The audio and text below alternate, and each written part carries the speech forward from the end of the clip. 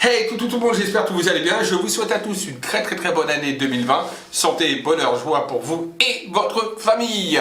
Donc voilà, c'est la première vidéo pour l'année 2020. Une vidéo certes pas très sympathique, puisqu'on va parler justement du conflit américain-Iran, dont va-t-il y avoir une troisième guerre mondiale. On m'a demandé, Kailis, va-t-il y avoir une troisième guerre mondiale? Bon, alors on va regarder tout ça ensemble, bien sûr.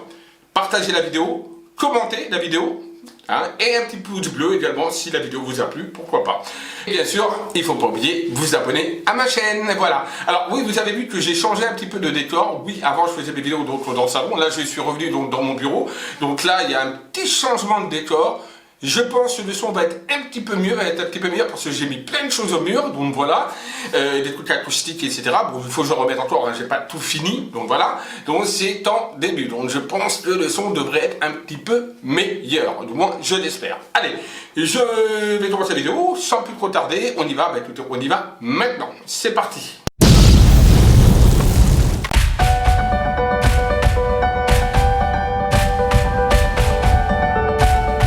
Alors, avant de commencer le tirage de cartes, déjà au niveau médiumnique, ce que je ressens moi, ce n'est pas spécialement un enlisement au niveau du conflit. C'est-à-dire que médiumniquement parlant, on ne me parle pas d'un conflit qui va prendre des ampleurs mondiales. C'est-à-dire une troisième guerre mondiale, pour moi, je ne le ressens pas et on ne m'en parle pas d'un niveau médiumnique. Déjà, première chose. On sent qu'en effet, il y a quand même un conflit qui est là, quelque chose qui stagne, mais il y a un apaisement qui va se mettre en place par rapport à ces deux pays. Donc, pour moi, déjà, niveau médiumnique, enlisement, troisième guerre mondiale, pour moi, ça me ressort négatif. Conflits, ils sont déjà en conflit, donc oui, il y a déjà un conflit, mais ça n'ira pas jusqu'à une guerre. Pour moi, il y a quelque chose vraiment qui s'arrange.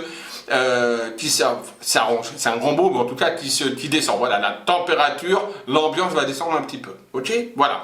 Donc maintenant, on va regarder ça par un tirage de cartes. Allez, c'est parti. Alors, je vais prendre le fameux Béline, que vous connaissez, et on va donc demander, donc, déjà, entre l'Iran et les États-Unis. Hop. Alors, va-t-il y avoir une troisième guerre mondiale entre l'Iran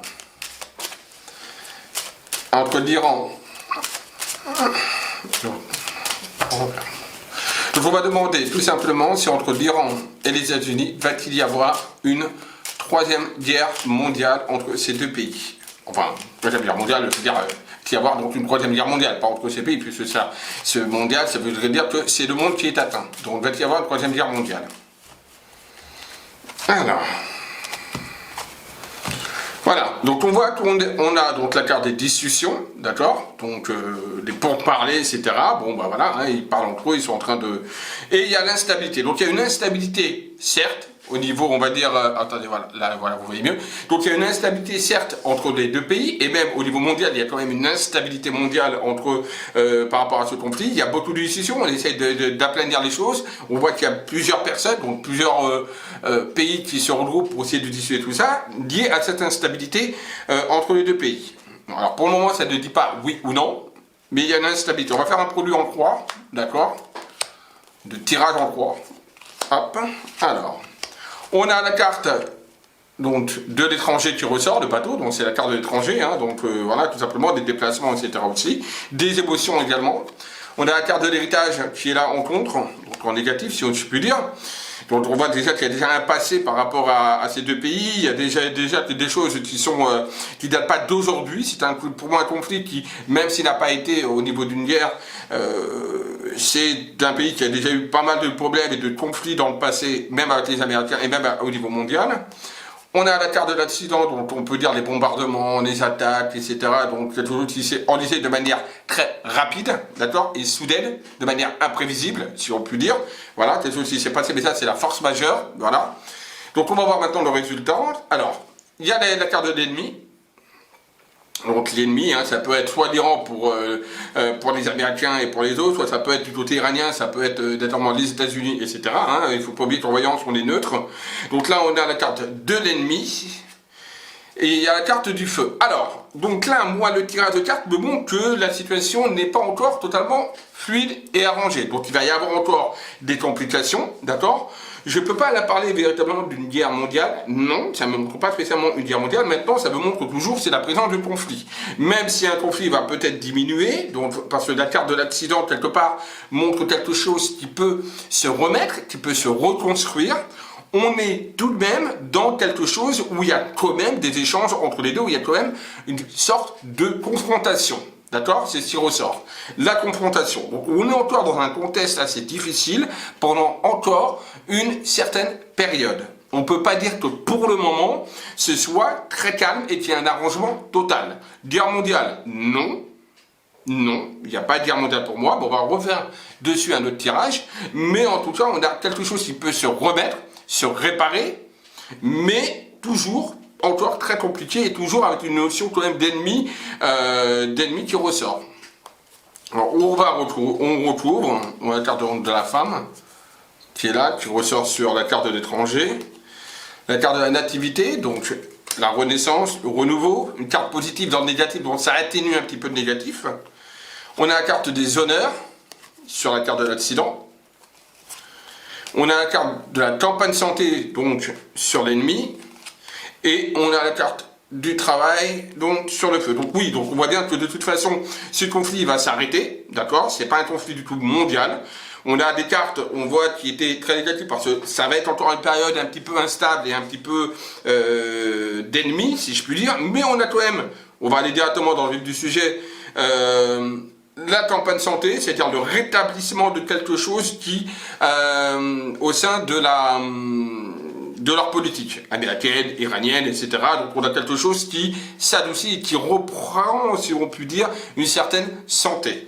Donc on a des choses en fait qui se remettent en place. Alors il y a des reconstructions également qui se mettront en place, puisqu'on a la carte du travail, donc il y a des choses qui se remettent en place d'un point de vue de construction, d'un point de vue peut-être aussi entre les deux pays, donc quelque chose peut-être qui va se remettre en face par rapport à ces deux pays, peut-être un accord qui va faire qu'ils vont essayer de retravailler ensemble, de refaire quelque chose ensemble. Bon voilà, donc on est dans quelque chose pour moi qui me montre en tout cas par rapport à la question posée, va-t-il y avoir une troisième guerre mondiale? La réponse pour moi est non. Et j'ai développé le pourquoi. Et on a regardé avec les cartes un petit peu comment ça va se passer. Situation encore un petit peu tendue pendant les 6 premiers mois. Mais ensuite, il y a quand même un embellissement. Donc une certaine santé, on va dire, au niveau de ces deux pays qui vont faire qu'il n'y aura pas d'escalade problématique pour, on va dire, la sécurité de tout le monde, au niveau mondial en tout cas. Je n'ai pas ça. On va vérifier, donc maintenant quand même, vous commencez à me connaître, hein. J'aime bien toujours vérifier, donc on va utiliser, vous ne connaissez pas ce jeu, le grand jeu de l'oracle de cristal, donc on va l'utiliser, hein, voilà, allez hop, on va faire donc tout pareil, hop. Va-t-il y avoir donc un conflit mondial, une guerre mondiale liée à ces deux pays, donc par rapport à les États-Unis et l'Iran, va-t-il y avoir une troisième guerre mondiale, donc un conflit mondial. On va aller rapide, on va faire juste la coupe avec un tirage d'une ou deux cartes. On a le temps imparti, donc là pour le moment on est dans un stand-by par rapport à ces deux pays, d'accord? Le temps imparti qui montre le stand-by. On a l'abondance qui ressort, voilà, si vous voyez, voilà, l'abondance qui ressort. Donc là pour le moment on voit que, pour moi on ne me montre pas spécialement, encore une fois, par rapport à ce tirage, quelque chose qui est lié en tout cas à un conflit mondial qui ressort. On a la carte du chat, donc des choses cachées, non dévoilées, qui ne sont pas dites.